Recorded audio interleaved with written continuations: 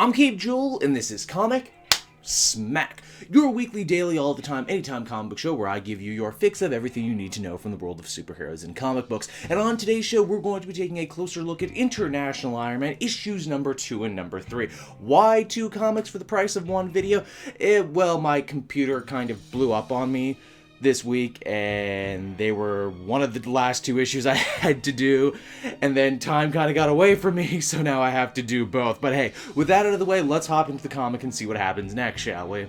Alrighty then, so as issue 2 opens, a young Tony Stark comes to in the home of the Gillespie family. Now in the last issue, you'll remember he protected the family from a Hydra attack and even seemingly killed one at a super young age. Overall, Cassandra's mom is pretty icy, and again, she talks a lot about the rivalry that's had between her family of arms dealers and the Stark family. Okay, so the mother-in-law's not great and everything, but she is thankful for Tony saving them back at the party, and hey, he has the love of Cassandra, right? And when he has that, what else does he really need? Word of these crazy events reached the United States, and Howard Stark, who comes to pick him up from school, he is absolutely having none of this, figuring that him meeting the daughter of one of his most hated rivals, this has to be some manner of honeypot scheme. You know, it just hit me, we rarely get to see very many flashbacks of Tony spending time with his dad, and we can see in this bit right here how much of Tony's own personality he got from his father. Back in the present, Cassandra, now turned an eye-patched villain, and her army of mandroids continue to beat the chrome off the old Iron Avenger. Like so many villains before her, she wants Iron Man's suit because, I mean, who wouldn't want his suit, right? It would give her the edge she needed in the international arms dealing world. There's even a moment though where it seems like Cassandra is going to give Tony a chance to leave with his life intact should he never come after her again, but Tony, being Tony, is stubborn as a mule and decides to try his luck. And that's more or less where issue 2 ends. Now issue 3 picks up with pretty much the same fight.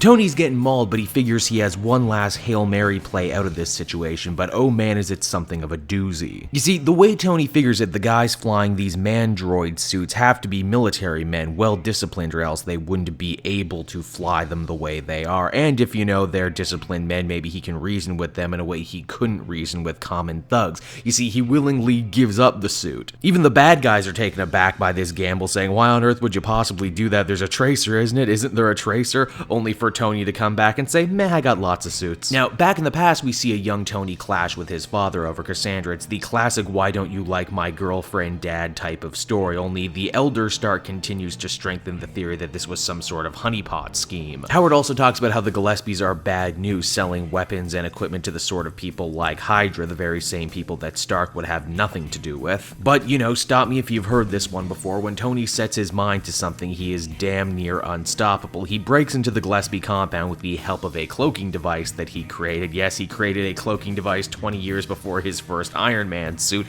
Oh sure, it might give him cancer, but he's working on that. The two star-crossed lovers decide that if their families are such the problem in keeping them apart, then they are independently wealthy enough that they can run off on their own together, sail the world like something out of a romantic comedy. And in a nice bit of symmetry in the present, Tony Stark once again infiltrates Cassandra Gillespie's compound using a similar cloaking device. Actually, it's a lot more than a cloaking device. It's an absolutely invisible piece of armor. Now, Cassandra and by extension the reader think that Tony's still angry about the whole broken heart stuff from many years ago, and yeah, he has every right in the world to be. You see, Howard was kinda right about the honeypot thing. She had always meant to screw over the Stark family, but she ended up falling in love with him anyway, only for the two to drift apart. Sad, am I right? But you see, none of that is what Tony's actually angry about in the here and now. You see, he only found Cassandra again because he was looking for his real biological father. He figures Cassandra must be working for him, and as the comic ends, he demands to be taken to him. International Iron Man issues number 2 and number 3 are quite interesting. Bendis is definitely bringing his flair for the noir to the world of Iron Man. Now, are those two great tastes that taste good together? Are they a peanut butter and chocolate style set of companions? Maybe, maybe not. I'm gonna have to read a little bit more to see where this goes. There definitely seems to be a mystery at work here about who is Tony Stark's real biological father. Maybe it's someone we know, maybe it's someone completely different. Then again, there's always the chance this could be a big fake out and they could go, nah, we were kidding, your dad was actually your real dad all along, and let's explain why. I think perhaps the weakest link in this is actually Cassandra herself, because I'm not exactly sure what Tony sees in her. I mean, when Matt Murdock falls for a woman like this who turns out to be evil every other week, that makes sense, but Tony's had, you know, world-flying affairs all over the place. He doesn't strike me as the sort of guy who would pine for puppy love the way he seems to be doing in this series.